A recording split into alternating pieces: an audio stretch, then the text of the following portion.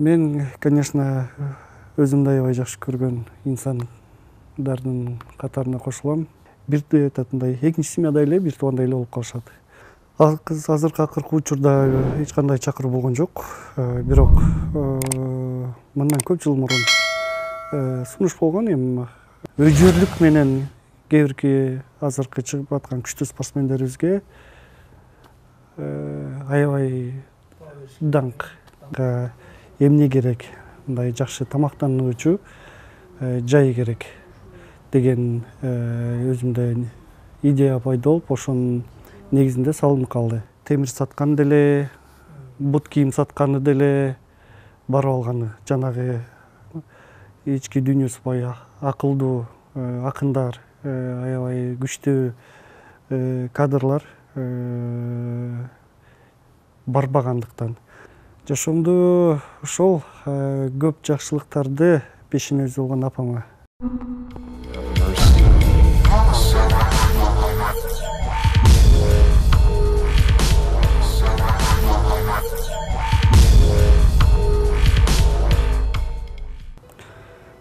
саламатсызбы? Рахмат сиздерге дагы чакырганыңыздарга. Мен Орозобеков Эркин, 1986 жылы Кыргызстанда Бишкек шаарында, мурунку Фрунзе шаарында төрөлгөм. Андан кийин мектепте Жалал Абад шаарында 1-класстан 11-класска чейин 9 мектепте окуп, андан кийин жогорку окуу жайды 2004-2009 чейин финансы жана кредит адистиги боюнча жогорку окуу жайда окуп билим алдым. Буга чейин мен ар тармактуу банк ошо өзүмдүн адистигим боюнча 13 жылдан ашык банк тармактарда иштеп, быйылдан баштап өзүмдүн чөйрөмдү өзгөртөйүн деп чечтим. Азыр жеке ишкерлик менен, тактап айтканда, тамак аш жаатында ишкерлик менен алектенип жүрөм. Жана андан сырткары Жалал Абад шаарындагы жаш улан кыздарды айкидо деген спорт менен машыктырып, тарбиялап, өстүрүп иштеп атабыз. Мындайча айтканда тренер.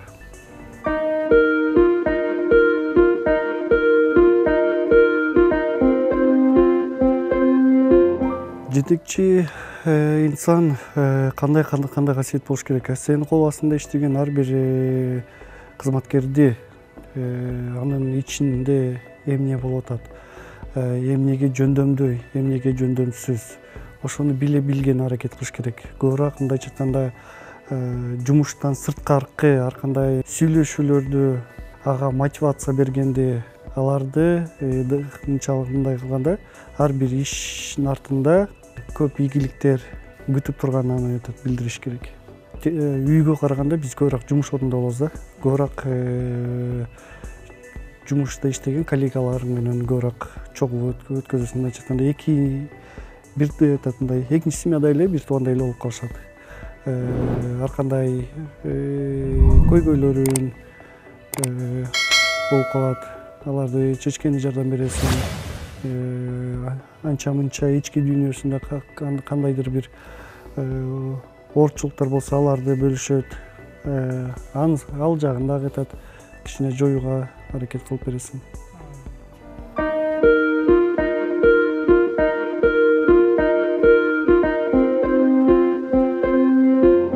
Азыркы акыркы учурда эч кандай чакыруу болгон жок. Бирок мындан көп жыл мурун сунуш болгон. Эми мындайча айтканда чайпул, ошого окшогон случайлар болгон үчүн мен аябай каршы турам. Если дагы мындан аркы сунуш болсо, мен бирөө үчүн, кимдир бирөө үчүн, бирөөнүн пайдасы үчүн иштегим келбейт. Мен элибизге, жерибизге кызмат кылып, эч кандай тоскоолдук аралашып, кийлигишпей турган болсо, биз даже милдеттүүбүз эл жерибизге, мамлекетибизге кызмат кылганы.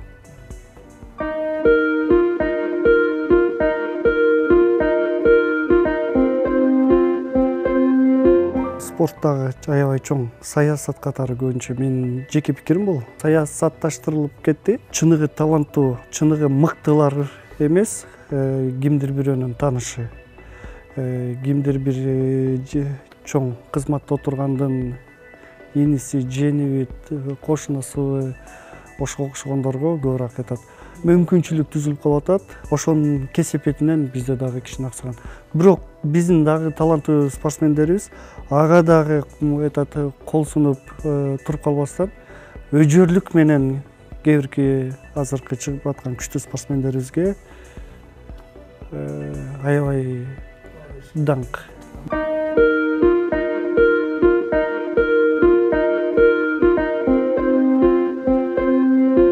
2014-жылдан баштап мен ошол курортко чуркап тренировка кылып машыгуу учурунда ошол жерде курортко барып суусун ичип машыгуу учурунда ошол жерде бош жаткан жерлерди көрүп, анан ушундай ошол жерлерди бош тургузбай иштетүү максатында ал жака эмне керек, мындай жакшы тамактануучу жай керек деген өзүмдө идея пайда болуп, ошонун негизинде салынып калды.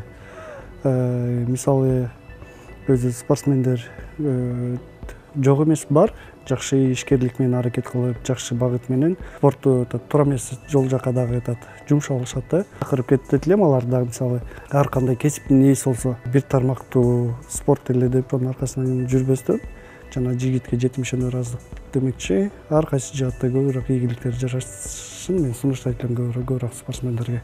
Айкидонун айырмасы ошол, бизде эч качан жашы чектелбейт. Мисалы бизде менталитет да бар да, спортту 25-30 жаштан кийин жок болду, мен үчүн бүттү, мен уже жашым өтүп калды деген айкидо карама каршы турат ушуга. Эмне үчүн 30 жашта жашоо токтош керек. Жашоо 30 эмес, 35-40, 60 жаштан кийин дагы жакшы улантса болот. Эч качан эч кайсы эч нерсенин чеги жок. Бул эч качан мен спортсуз азыр өзүмдү жакшы алып жүрө албайм. Мен спорт токтоду, мен ооруп баштайм.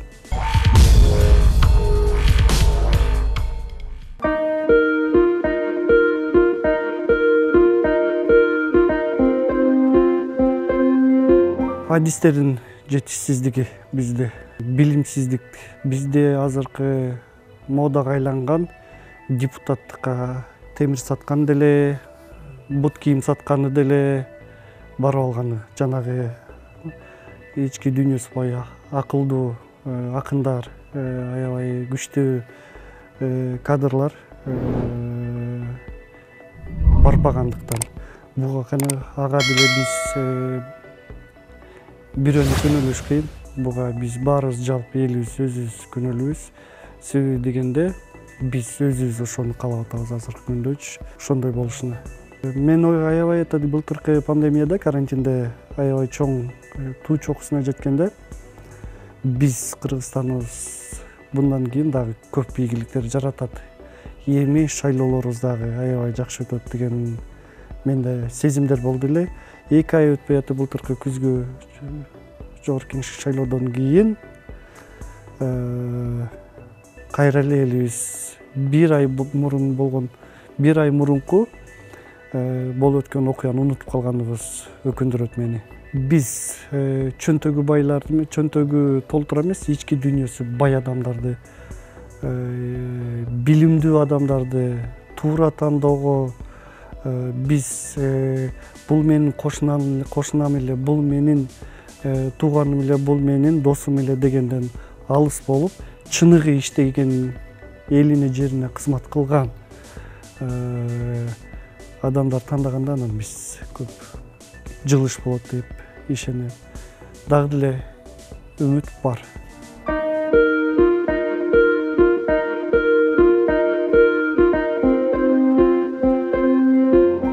Мен, конечно, өзүмдү аябай жакшы көргөн инсандардын катарына кошулам. Жанагы өзүм жанагы атым эркин болгондуктан өзүм дагы эркиндикти жакшы көрөм. Жашоомдо ошол көп жакшылыктарды пешенеси болгон апама. Себеби дегенде биздин ар кандай ысык суукка кыйналып бизди өстүрүп, ушул деңгээлге жеткизгенине ак батасын берип, бизди жыйын тыйын иштеп жүргөндө ар кандай айтат, бизден уйкудан калып ар кандай жакшы ниеттерине арнап жүргөн апама көбүрөөк акцент берем, көбүрөөк көңүл бургум келет.